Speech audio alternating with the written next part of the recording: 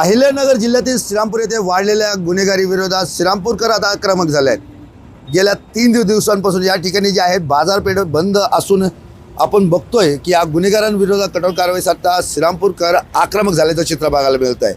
या ठिकाणी शनिवारी जे आहेत एका हॉटेल व्यावसायिकावर प्राणघातक हल्ला झाला आणि त्यात त्याचा मृत्यू झाला। त्यानंतर श्रीरामपूरकरांनी आक्रमक होत या ठिकाणी श्रीरामपूर पोलीस ठाण्यात मयत आकाश दुबैया याचा मृतदेह घेऊन या ठिकाणी ठिय्या आंदोलन केलं। या आंदोलनामध्ये स्थानिक आमदार हेमंत ओगले असतील, नगराध्यक्ष करण सासने असतील, यासह सर्व पक्षीय जे आहेत नेत्यांनी सहभाग घेत श्रीरामपूर गुन्हेगारी कुठेतरी मोडून काढावी याकरता कठोर पावले उचलावी।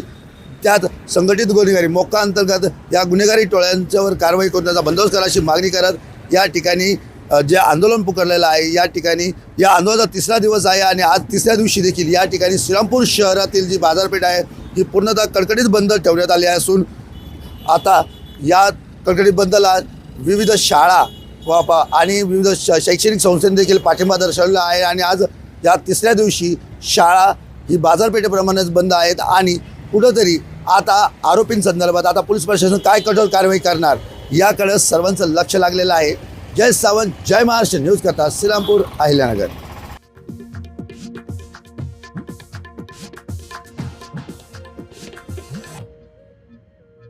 उत्तर पुणे जिल्ह्याच्या आंबेगाव, शिरूर आणि जुन्नर तालुक्याला खरं तर मुसळधार पावसाने झोडपलेला आहे। त्याचाच परिणाम कुठेतरी शेतीमालाला होताना पाहायला मिळत आहे। आपण सध्या गवार आणि टोमॅटो पिकाच्या शेतामध्ये अक्षरशः शेताला तळ्याचं स्वरूप आलेलं आहे। आपण अक्षरशः या ठिकाणी पाहू शकतो की हातातोंडाशी आलेली गवार ही शेतकऱ्यांची खरं तर या पाण्यामध्ये बुडलेली आहे आणि त्यातूनच खरं तर या गवारी खराब झालेल्या आहेत आणि टोमॅटोची बी तीच परिस्थिती आहे। अक्षरशः बांधणीला आलेलं हे टोमॅटोचं पीक या पाण्यामुळे खराब झाल्याची परिस्थिती आहे। आपल्यासोबत या ठिकाणी या भागातील शेतकरी ज्यांचं शेत आहे ते आपल्यासोबत आहेत। काय सांगाल, काय परिस्थिती होती आणि काय परिस्थिती? हो, परिस्थिती व्यवस्थित होती। एका रात्रीत पाऊस झाल्यामुळं 3 एकर टमाट्याची नुकसान तर झालीच। बांधणीला आलेले माणसं बांधित आहेत, पण ती नुकसान झाली। गवार एकरभर नुकसान झाली, जवळजवळ 3-4 लाखाची नुकसान झालेली आहे। एकूणच काय सांगाल, काय मागणी कराल शासनाकडे? शासनाकडे माग जलदी लवकरात लवकर शेतकऱ्याला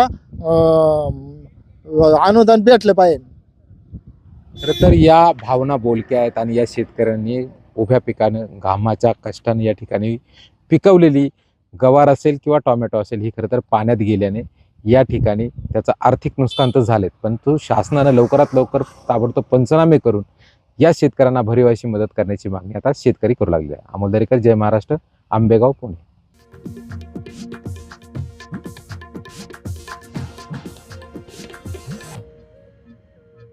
झाड पडणं म्हणजे वारा आणि पाऊस